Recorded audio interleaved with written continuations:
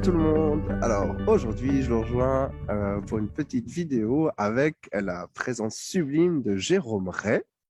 Et Jérôme Ray qui va nous faire le plaisir et l'honneur d'animer un stage en danse trance, hein, qui est une trance avec voilà, des propriétés un peu chamaniques. Et puis, on voulait faire un petit peu connaissance avec lui avant.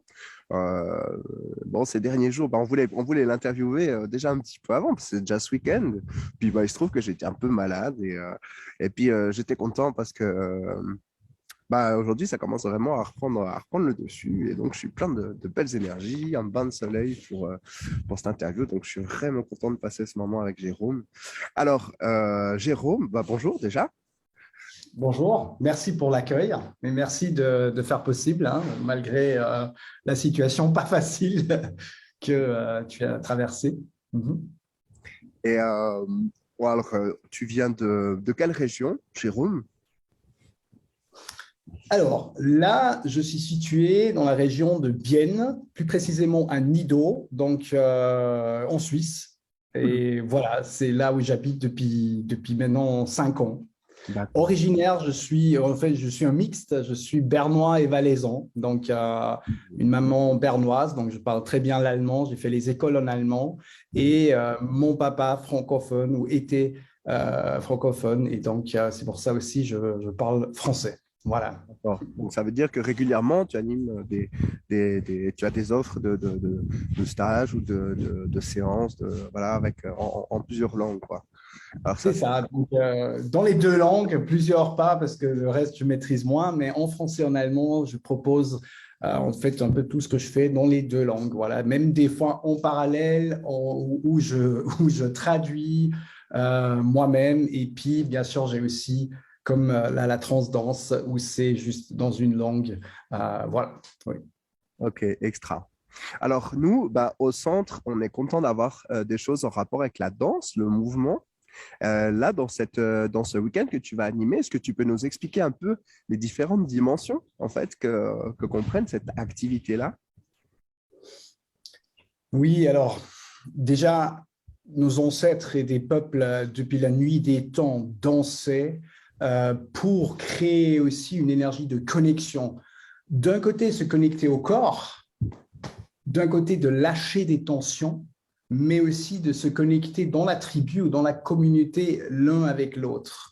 Donc, la danse, ou on pourrait dire le mouvement, on le connaît bien, même si dans comment dire, dans les peuples occidentaux, souvent, on va plutôt faire une danse apprise et puis comment dire, on doit apprendre une danse spécifique.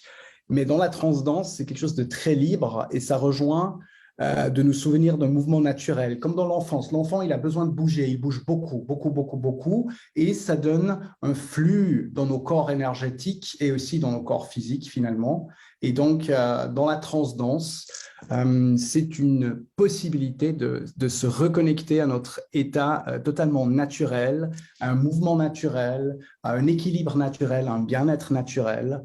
Et donc, c'est ce qu'on va rechercher. Donc, ce n'est pas du tout une danse où il faut savoir danser. Je le précise parce que ça, c'était un des plus grands blocages que moi-même j'ai eu, le chant et la danse. Et vraiment, ça peut même être un avantage si quelqu'un ne sait pas danser. Donc, il va plutôt faire un mouvement naturel et c'est ce qu'on recherche vraiment. Voilà. Et la danse, le mouvement, vraiment, chacun, comment dire, c'est un bénéfice pour chacun. Aujourd'hui, les neurosciences nous montrent qu'en fait, le mouvement sert à rééquilibrer notre,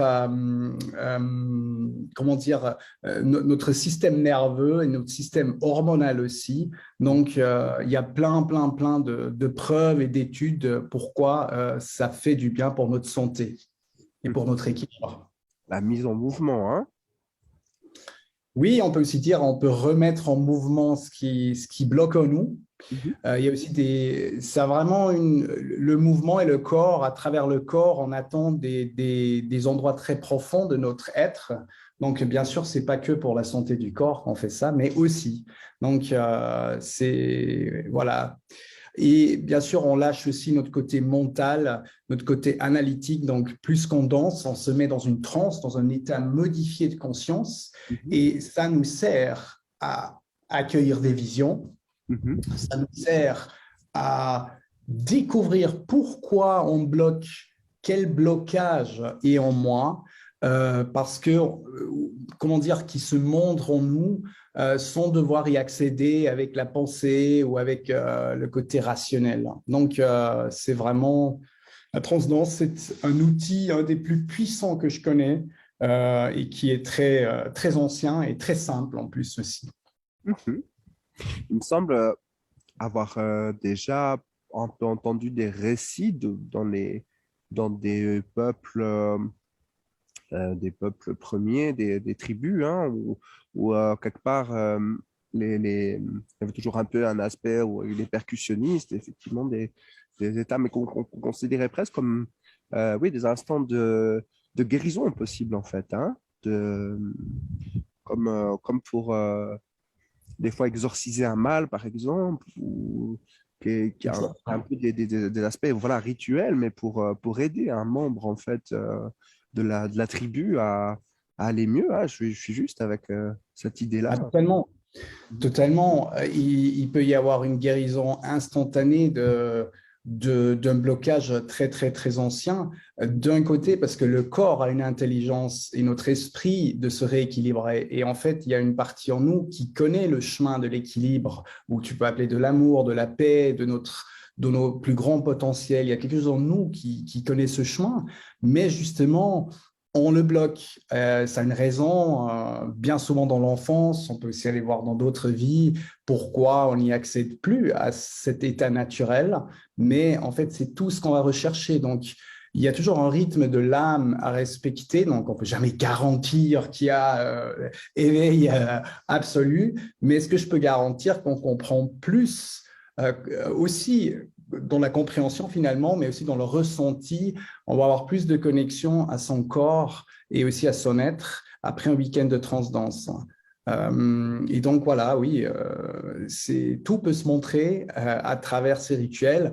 Bien sûr, il faut faire un cadre. Donc, dans le chamanisme, j'ai bien appris aussi à énergétiquement faire du mieux possible, de préparer les lieux, d'inviter les meilleures énergies pour que tout se passe vraiment dans le meilleur du possible. Oui, d'accord, oui, avec ce cadre bienveillant quoi, qui est le tien.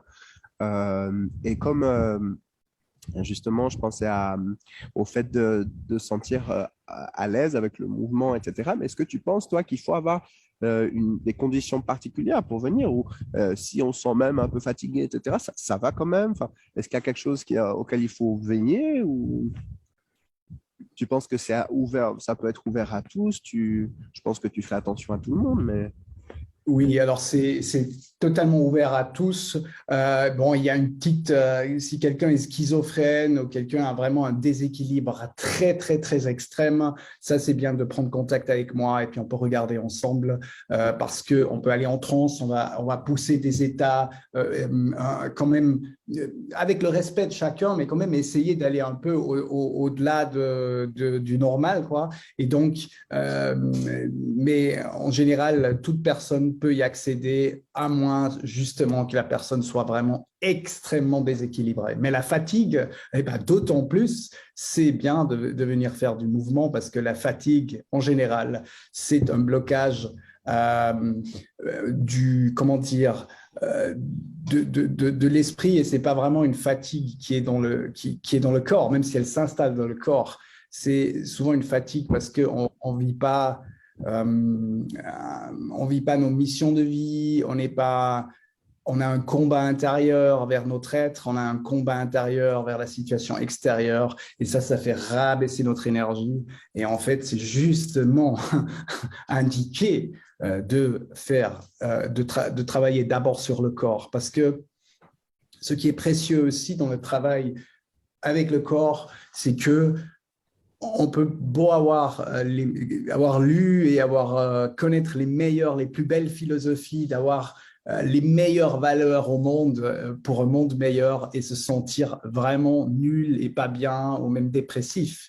Et donc, Il faut aller chercher des fois un autre endroit. On ne peut pas changer juste uniquement parce qu'on sait quelque chose. Donc, on doit vraiment l'incarner dans le corps.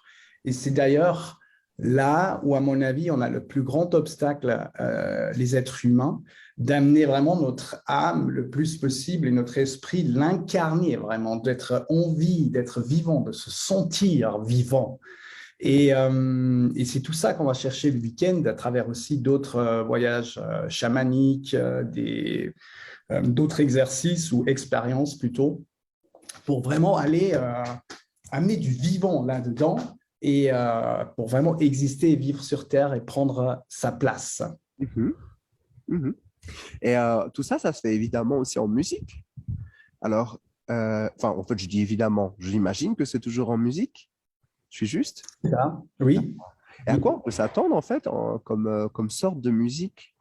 Est-ce que c'est quelque chose de tribal ou quelque C'est chose une de... surprise. Ah, d'accord. Donc, Alors. vraiment, je me laisse, non, non, mais je dis quand même je me laisse vraiment inspirer pour du choix du musique. D'ailleurs, c'est quelque chose qui demande beaucoup de temps pour aller chercher des musiques et sentir est-ce que c'est bon. Mais tu peux t'imaginer qu'il y a un peu de tout qui peut apparaître dans cette musique. Donc, bien sûr, il y aura la majorité de la percussion, quelque chose, un rythme sympa et naturel qui va faciliter le mouvement, mais il peut y avoir vraiment de tout parce que l'avantage de la musique nous fait voyager. Donc, il peut y avoir un morceau classique, il peut y avoir un morceau un peu plus techno. C'est justement pour réveiller nos émotions et réveiller les états d'être. Il va y avoir un choix de musique pour traverser différents états intérieurs et accéder vraiment à des états intérieurs profonds. Voilà. Mhm. Bon, en tout cas, c'est une très très belle invitation. Ça donne vraiment envie.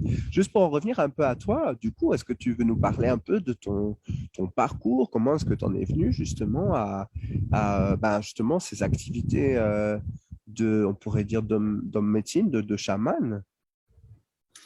Oui, alors c'est tout d'abord, avant tout, je dirais à travers de la souffrance. Hein. Je n'ai pas senti ma place dans la société, j'ai souffert dans l'enfance.